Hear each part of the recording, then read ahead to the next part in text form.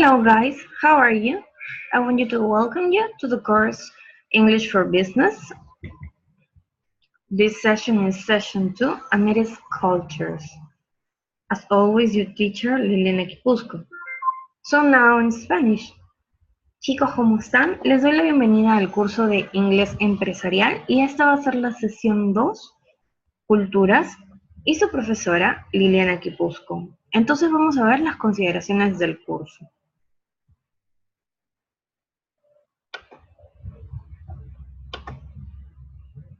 Now, the course considerations are the following. You must speak English during the entire conference. Second, you can ask questions during the course of the conference.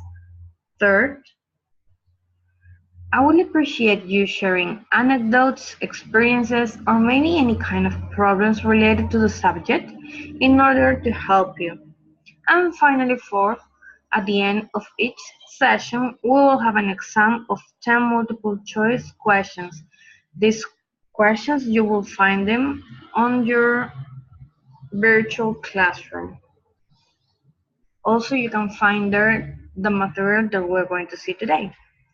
So, let's begin with the class. Now, what is a culture? O cultura in Spanish.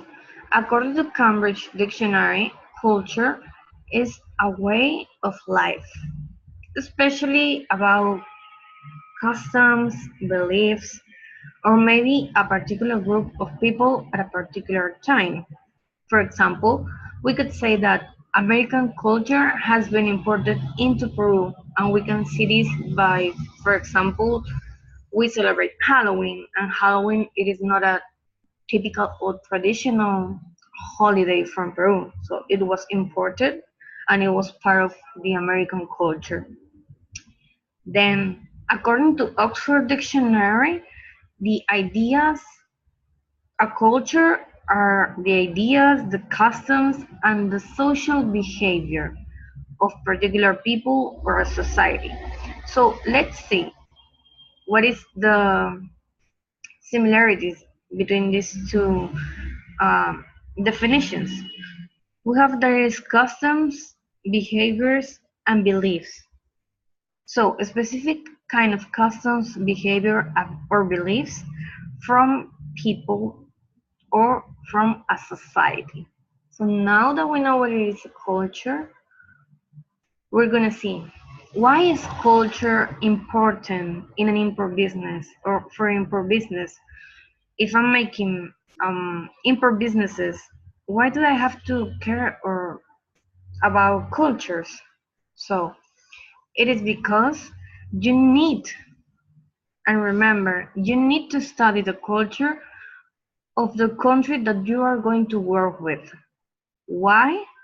Because there are going to be multiple factors that might and will affect your business, because there are multiple factors that affect all businesses. In this case, one of the factors is production. Another one can be marketing, management, finances, beliefs, and superstitions.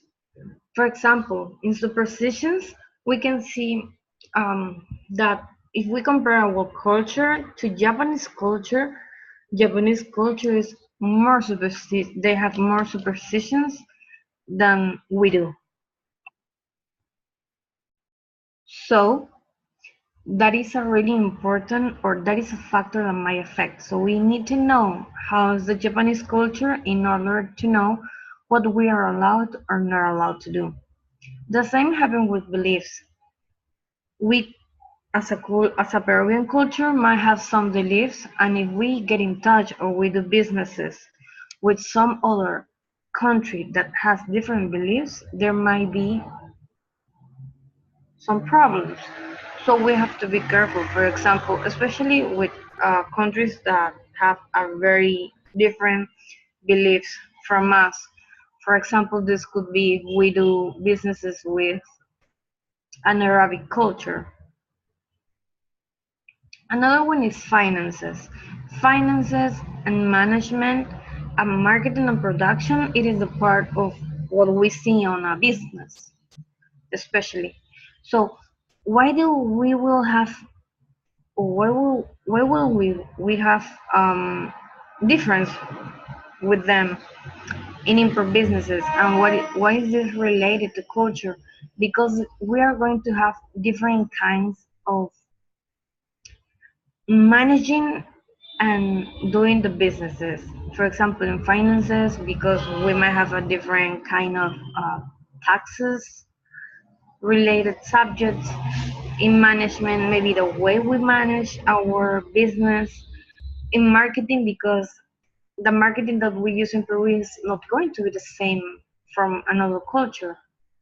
And the same with production. Maybe in production we might have some differences between time, production times, or maybe opening hours. Maybe um, our factory or our business is open more hours than the culture that we're working with. So we have to take that in count. Okay. So now another factors that why culture is important for import business, it is, are you doing just business or do you want to create a relationship? It might change with some countries. We're going to see later the difference between the countries and how they do businesses, but this is a very critical, a very important factor that we have to take care of. Another is male chauvinism. I don't know if you have heard about male chauvinism. Male chauvinism is what we call in Spanish machismo. So this is a very important factor. We must be careful and we must study the country that we're going to do import business with. Because if they have more male chauvinism, we have to be really careful how we're going to deal with it. For example, I have an experience. Many years ago, I was working in a company and I was just starting to work in import businesses. And we were working with a guy that had Arab beliefs. So as soon as he saw me as a woman that I was working on the team, he muted. He didn't want to talk anymore. So it was really weird for me because I didn't know what happened to him. He was really talkative before he saw me. And it was because I was a female and he had male chauvinism and he didn't like to work with women. So in this case, my boss asked me to leave the room so they were able to continue the meeting. So I had to leave. Later, my boss asked me for, he said that he was sorry that he didn't want to ask me to leave the room, but it was the way of dealing with this problem, with this matter, because his male chauvinism was so strong that he was not going to keep working with us, with the company, if I didn't leave the room. So we have to take in account, are we working or are we going to do business, import business with people that might have male chauvinism because of their culture? And another one is to ask or to see if the culture that we're going to do business with, do they do formal business or informal business? If we're going to do businesses with people from Germany, they're really formal and they really like things to be clear. On the other hand, if we do business with a Chinese company, they are not so formal. They um, they tend to answer you on WhatsApp or send you really simple emails. If you ask for a quote, asking for a price or for a lead time, they might just send you a very informal quote on an email in just one line. On the other hand, if we do business with German people, they will send you a quote that maybe has three, four, 5 pages with specifications of the prices and the taxes and the lead time and all the information they can give you. So we have to take this also in count. Okay? Now, we're going to talk about my own culture, in this case, Peru. So now here we have a disclaimer. A disclaimer, or what we could call in Spanish, descargo de responsabilidad. It is because you have to know that not everybody is the same. We tend to create stereotypes. So this disclaimer is we're going to talk about our own culture, Peru, but it doesn't mean that we all have to be the same. It doesn't mean that you have to be this way. It's just we're going to talk about the stereotypes that we have as Peruvians. Okay? So, as my own culture, Peru, how are we? Do you think we trust other people? We respect other people? In this case, we do. We tend to respect a status, a rank, education, and age. If you have a higher education, if you have a more economic, higher economic status, or if you're older, Peruvians tend to respect more and to trust more these people. Another question is, are we loud? What do you think? From our stereotype, we are not that loud. We're more softly. If we compare ourselves to how, I don't know, maybe when you were on a chifa restaurant, you have heard the Chinese people talking really, really loud.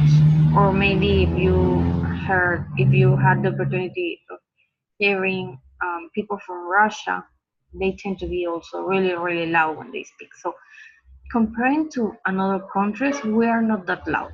We tend to speak more softly. Another one is, are we direct or indirect? In this case, we are indirect. We don't have that much. We don't go straight to the point, and also we tend to tell people what they want to hear, or we try to speak so the other person has to read between the lines because sometimes we don't feel comfortable saying a truth, especially if it is a hard one. So that's how we are. Then, what about haggling? Haggling is related to bargain. It means if we have a price, we are going to try to get a lower price, a discount or something. In this case, Peruvians like hard bargaining. They lie to us for cheaper prices. And also, it is difficult for us to change our position. So when we think about something, we get really stuck with that. That's the stereotype that we have. Another one is punctuality. Do you think are we punctual or not? In this case, we are not that punctual, but there is a difference between from what we do versus what we expect. What do we do? We are not punctual. We start our meetings 5, 10, or 15 minutes after the time that we planned. That's usually, or the stereotype, how we are. On the other hand, what do we expect? We tend to expect we tend to expect of people arriving really early, even though we are not going to start early, we are not going to start on time. We really like people to be on time. So that's kind of like doesn't make sense, right? But that's a stereotype of how we are. How we are. Another one is how you greet, and you have to have this really in your mind when you're going to make business or meet a person from another culture. You have to know if they give one kiss, if they give two kisses, if they don't hug or they don't kiss and they just give a handshake. We have to be very careful with this. What we do is we as Peruvians are really warm people, and we like to give one kiss and a handshake and maybe a little hug if we already know the person. And what do we expect? We expect the same. So sometimes when we meet with people that they don't want to hug or maybe they don't want to kiss and they just give you like a hard, firm handshake, we then think that maybe they are kind of cold, right? So this is very important.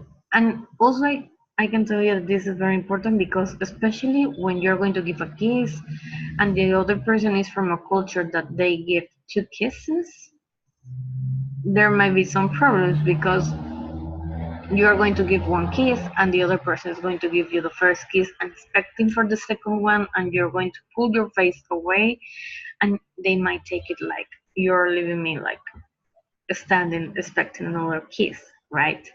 Or another thing is that you might give one kiss and when you're taking your face, you're pulling your face out from the place and the person is going to turn his or her face to give you the other kiss.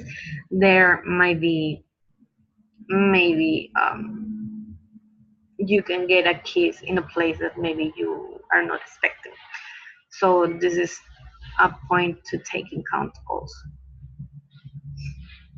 Finally, we can say how are we? Are we polychronic? This means to do many things at once. In this case, we like to have multiple goals when we have a meeting. In order, also we don't like the people like we spoke a little before. We expect punctuality, but we are unpunctual. And finally, we don't like interruptions.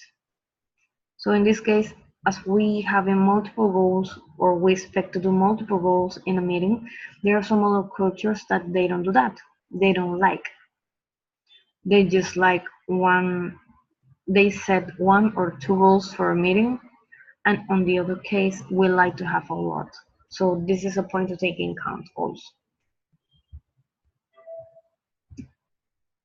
Later, how are cultures in the world? And again, I have to give you a disclaimer. In this case, if you have, if you know people from another country and they are not this way, it doesn't mean that they are wrong or that they or that the slides are not right. It just means that they are in another way. So remember again that not everybody is the same. Okay? So what we're going to see here are the stereotypes from people from another countries. In this case, we're going to see multiple countries and we're going to see their most important or the most important factors or characteristics from this culture, from this country. In this case, first, we can see France. Have you ever been to France?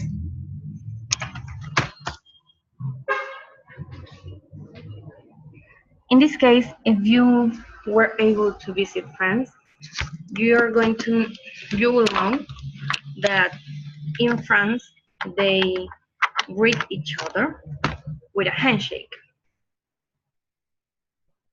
Also, they use titles and surnames. For example, Monsieur and Madame. So, if my name is Liliana Quipuzco, they will say Madame Quipuzco. If you are a male and you are called Carlos Perez, they are going to say Monsieur Perez. Okay?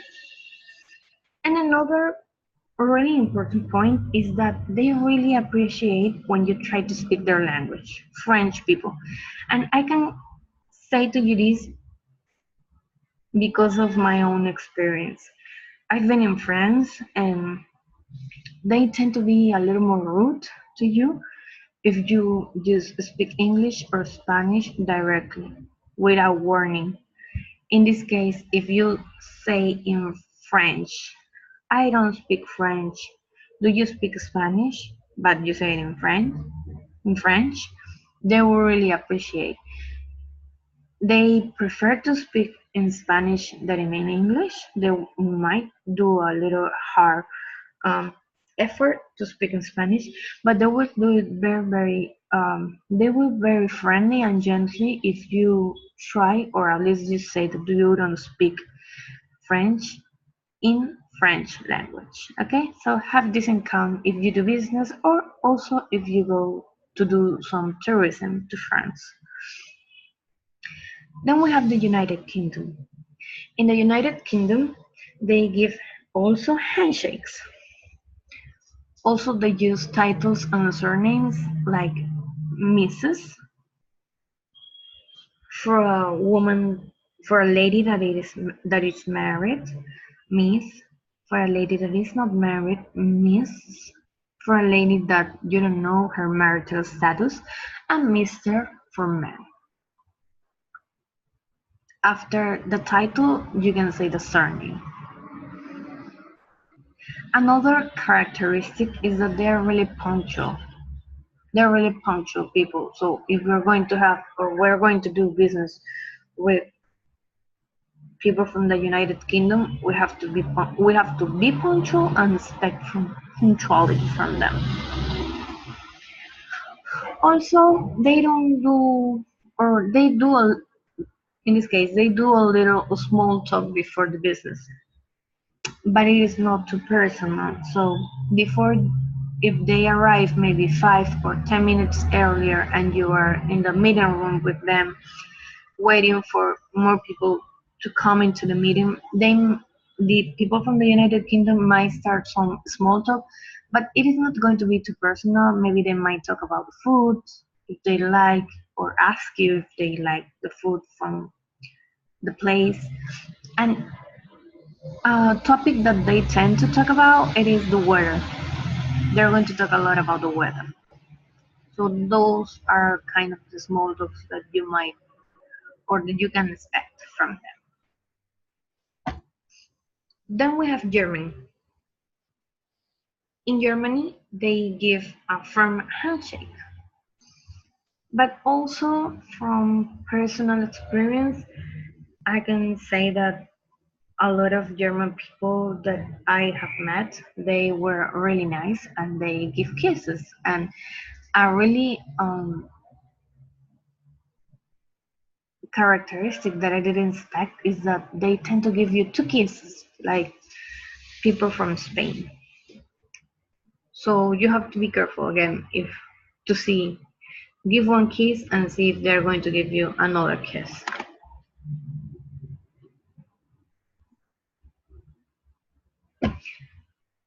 Also, they use titles and surnames. In this case, they use her and Frau for male and for a female.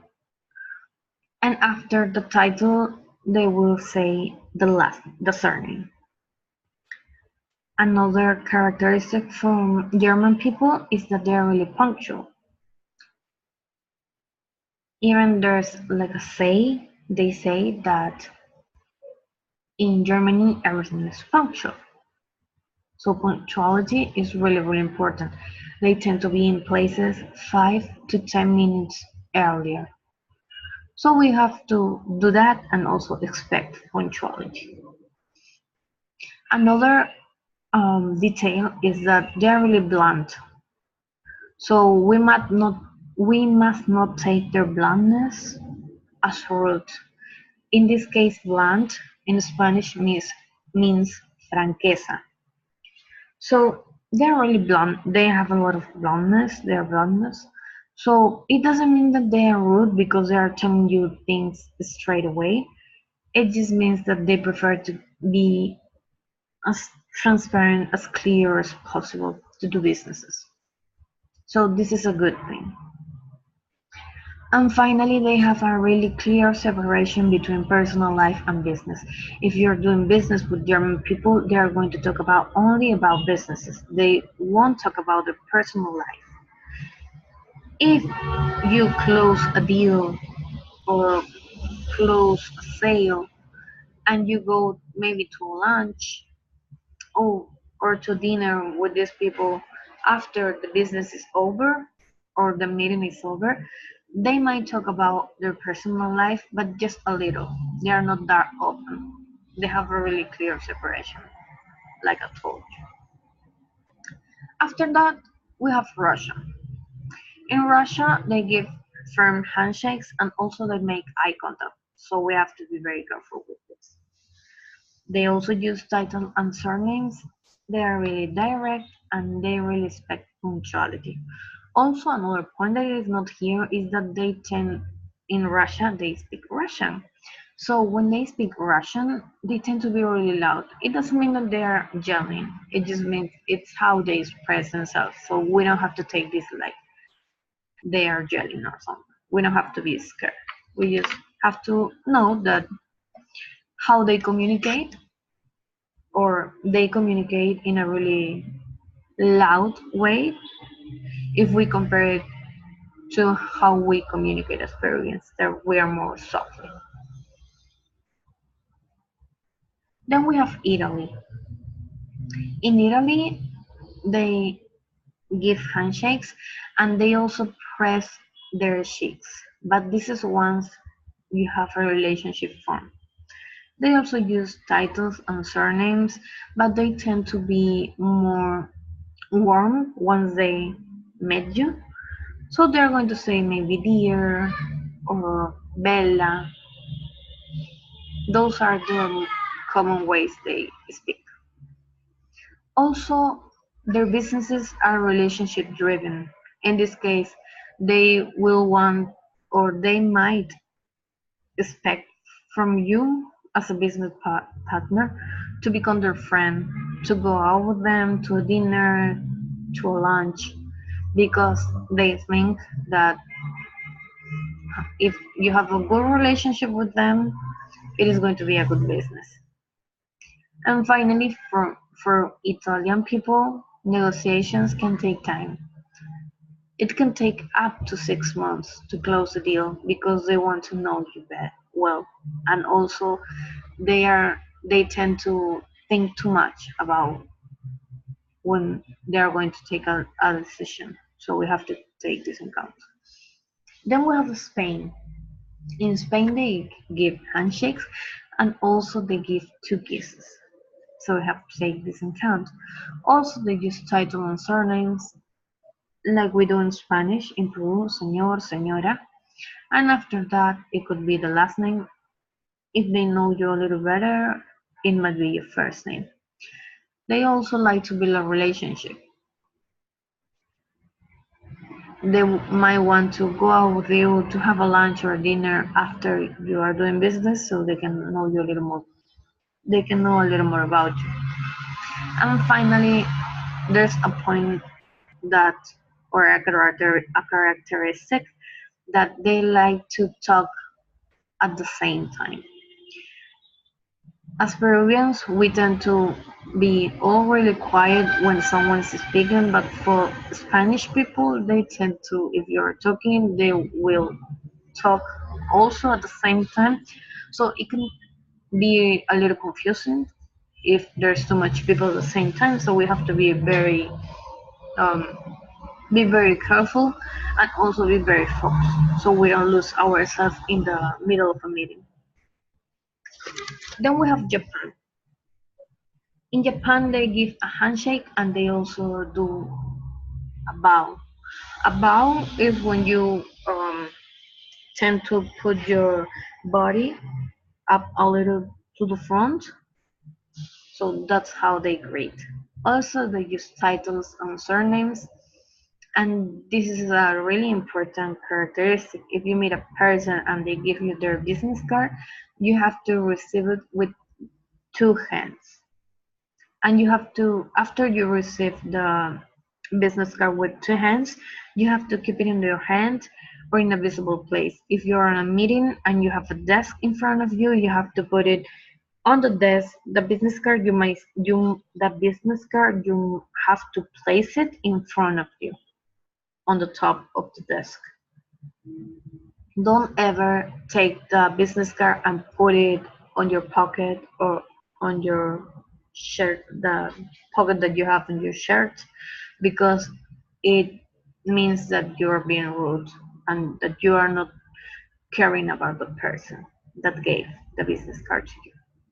So be careful with that. Another characteristic is that for Japanese people, the senior leads.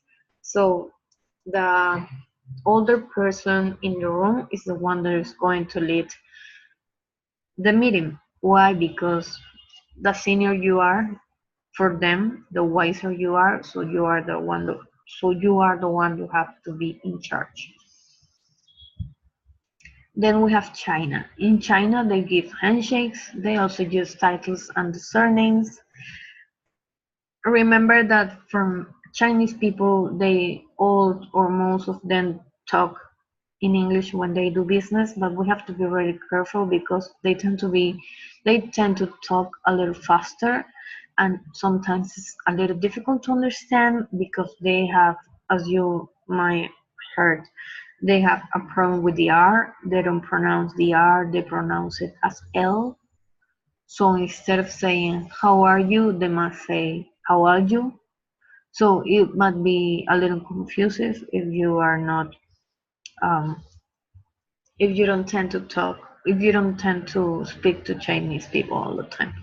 So just try to focus and relax before going into a meeting with Chinese people, so you can understand them better. Another characteristic, it is also that they receive and give business cards with two hands, like Japanese people. And they like face-to-face communication. You might do a lot of business with China via an email or maybe Skype, but if they have the opportunity of coming to Peru, of you going there, they would really love to meet you face to face. If you go to a fair and you met them on a fair, they might want to talk to you after the fair, after the hours of the fair, so they can have a really more face to face, quiet communication with you to do business. Especially with formal businesses, because if we are talking about a little more like informal business, if we buy via AliExpress or Alibaba, they will tend to do only the business via an email and really small to the point information. Then we have the United Arab Emirates. In this case, they give handshakes and with the right hand. They use titles and surnames like Sayed and Sayeda, and after that the surname. They give things with the right hand. And we have to take this in account because for this kind of cultures, the right hand, it is the hand that it is the one that is right, that is clean. And also, they tend to use the telephone during a meeting. So if you are in a meeting with the people from this culture and they are on their telephone, maybe talking or sending text messages, it doesn't mean that they are not paying attention. It is just how they are, and they do multiple things at once because if you're talking, they might want to search something in the web or maybe ask partner from their office media price or information. So they tend to use their telephone a lot on meetings. Another country is India. In India, they give gentle, soft handshakes. They use titles and surnames, and you must always give things with just the right hand. Especially with India, because the right hand for Indian people is the clean hand, because they use the left hand for cleaning themselves. So in this case, with the right hand, they give things. They eat with their hands, so they just eat with the right hand. And like I told you again, the left hand, it is for cleaning themselves. I don't know if you have heard, but in India, they don't tend to use toilet paper traditionally, so the left hand is for those kind of uses. That's why their right hand is the clean one, and it is the one that they give people to. And also to say no is unpolite. So if you do business with people from India, and they don't say to you on straight yes, and they give you excuses, it means that it is a no, but they are not going to say a straight no because it might be perceived as rude. Then we have Australia. Australia, they give firm handshakes, they use titles and surnames, they expect punctuality, and they are very friendly but really, really direct. So they might communicate with you in a really friendly way, do a little of small talk, but they won't they won't be going through the roots, going like off topics. They when you're talking with them about businesses, they will go straight to business. Then we have Canada. They give really firm handshakes. It is a point to take account. They also use titles and surnames like in English, like Miss, Mrs., Mr., Miss, and also they speak um, English and French. So with them, you can speak both any of those languages. They also expect and are really punctual, and they like to make eye contact because by making eye contact, it means that you are being real to them. And then we have the United States, finally. The United States In the United States, they give firm handshakes and they make eye contact. They also use titles and surnames, like in English, Miss, Mr., Miss, and Miss.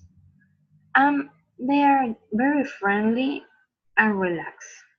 They like small talk. They might ask you about the weather, about the food, about if you like the place, if you went to the United States, or here, if they like Peru, if they are here.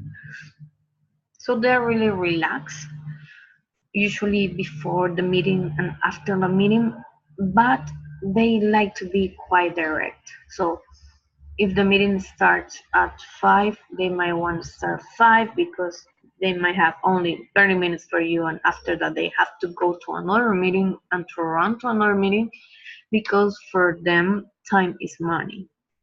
So if we're going to do business with people from the United States, we have to have all our information on hand so we can go straight to business. Because if we tell them, okay, so wait, I'm gonna look for this information and you take too much time, it means you're wasting time. So you're wasting money and you're wasting their time because they might have another business. They tend to have a lot of meetings in one day. So we have to take that in account. Now finally, we are gonna see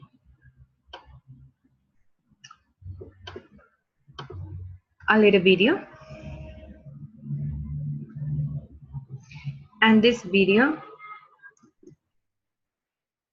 is about culture and humor in international business. So I'm going to share to you my screen so you can see the video. If you can, let me know if you can see it very well, okay?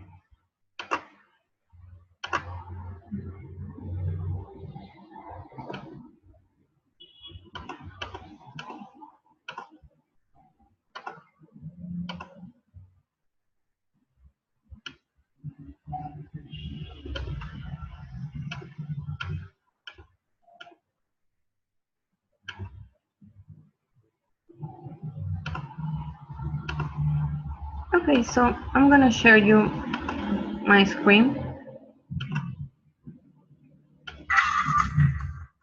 and we're gonna see the video.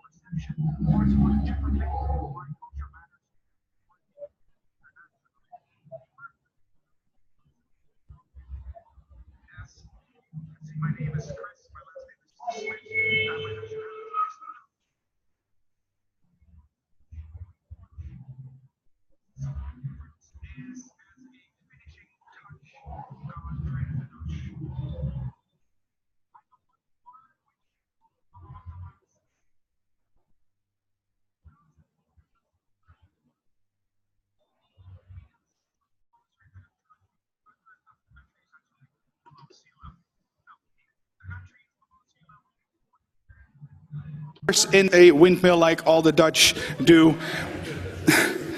Where's my windmill located? It is below sea level. Like I said, 2/3 of the country is below sea level. And what do I normally wear? My wooden shoes and the traditional Dutch dress.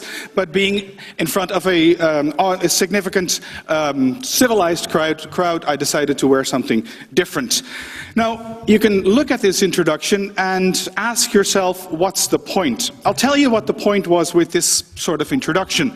I was trying to sort of border on stereotypes. Stereotypes that you might be missing about the Dutch are maybe the color orange, the fact that we never will win the World Cup football or soccer for the Americans, and maybe the red light district in Amsterdam, stuff like that. You can go to the Americans and talk about stereotypes there as well. What comes to mind first, potentially, maybe the word big, or the word hamburger, or trigger happy, stuff like that. Then you could go back to Europe and talk about the Italian stereotypes, or stereotypes about the Italians. What comes to mind? Maybe the word mafia comes to mind, mamma mia, the hand gestures that the Italians are so fond of, stuff like that. Are they all true? Or not? Are they all true or not? I think that stereotypes sort of display a general trend in society, and that's maybe more or less what culture is about. But besides from talking about stereotypes, my introduction is also based on humor, or at least I was trying to be funny. I'm not sure if I succeeded. I won't even ask you as well. I'm not going to shoot myself in the foot there. But if I show you this image here, and I would ask you, how would you describe the typical British sense of humor? So not per se what he is doing, but the typical British sense of humor. You might come up with ironic, with dry, self-deprecating humor. A Brit can stumble and fall and look back and say, hey, that was funny of me. Stuff like that. Contrast that with this person, and for those of you who do not know him, he's a Dutch comedian, singer, songwriter, presenter, quite a talented guy. And if you would characterize the Dutch sense of humor as opposed to the British sense of humor, you might come up with statements like blunt, direct, sexually connotated, and the Dutch tend to make fun of others rather than themselves. Whether they're here or not, that doesn't make much of a difference. And then finally, if you sort of wrap it all up, and if you would ask, if I would ask you, how would you characterize the German sense of humor, then it might come to mind, and I see somebody nodding already, no, they have no sense of humor. Is that true, however? Well, fundamentally, of course not. The Germans also have a sense of humor. But the contradiction in terms here is that humor for the Germans is a serious thing.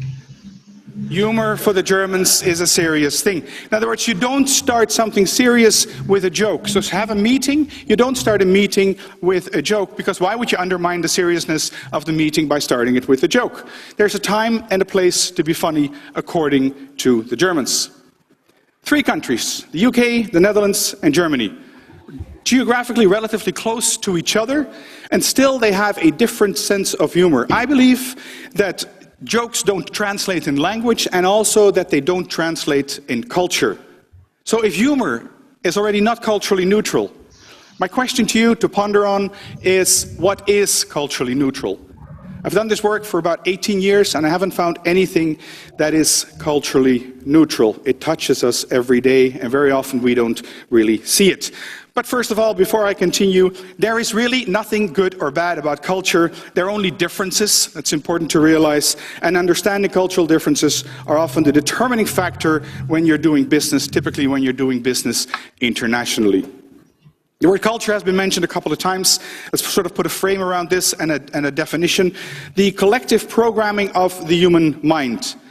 In that definition, there are 2 words are important. One is collective, and the other one is programming. When we're talking about culture or cultural differences, we talk about groups of people and not about isolated individuals.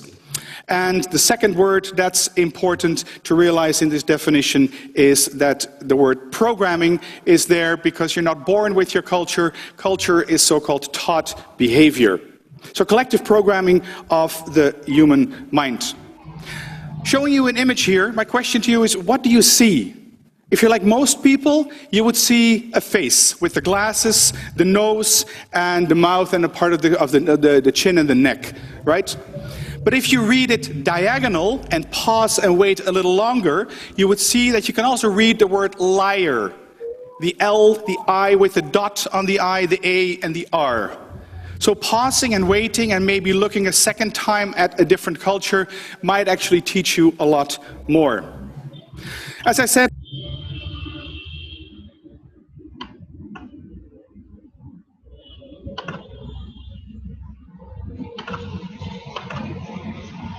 So, as we saw on this video, um, as we saw on this video, um, we have to be careful with cultures when we are doing international business, and also taking account the humor. As the man said, we have to be patient and careful, and we must not take or interpret things as soon as we see it. We have to look at a second time so we see a clear picture. I'm going to leave you the link so later you can watch it again, and you can put the subtitles so you can understand, read, and also understand what Chris Smith says. And finally, I want to leave you with with a phrase, with a quote in this case, from Chris Smith, the person that gave this tech talk. And the quote is, understanding cultural differences are often the determining factor in success or failure in business. So it is not only to know about our own culture, but we have to know about the other person's culture that we're going to do business with. So knowing how my culture is and how his culture is, knowing the differences and finding a way, making a bridge from these different cultures, it might be the detail, the factor that might cause a business to be successful. So we have to learn about our cultures, especially the ones we're going to do business with. Finally, I'm going to leave you here the references so you can check them later. You can read a little more about if you are interested in this topic. And finally, I want to thank you for your attention. This was session 2, cultures, and your teacher Liliana Quipuzco. I will see you next Thursday, And don't forget that if you have any questions, you can send an email to the following email address. So it is info, INFO, at, or arroba in Spanish, camexperu.org.pe. In this case, in Spanish, would be info@camexperu.org.pe. Así que finalmente les repito en español, muchas gracias por su atención. Esta ha sido la sesión 2 Culturas, su profesora Liliana Quipuzco, y si tienen alguna consulta la pueden mandar al correo info@camexperu.org.pe. ¿Sí? Listo, chicos. Entonces, ha sido un gusto poderles enseñar el día de hoy. Que tengan un bonito fin de semana y nos estamos viendo el próximo jueves. Un abrazo, cuídense.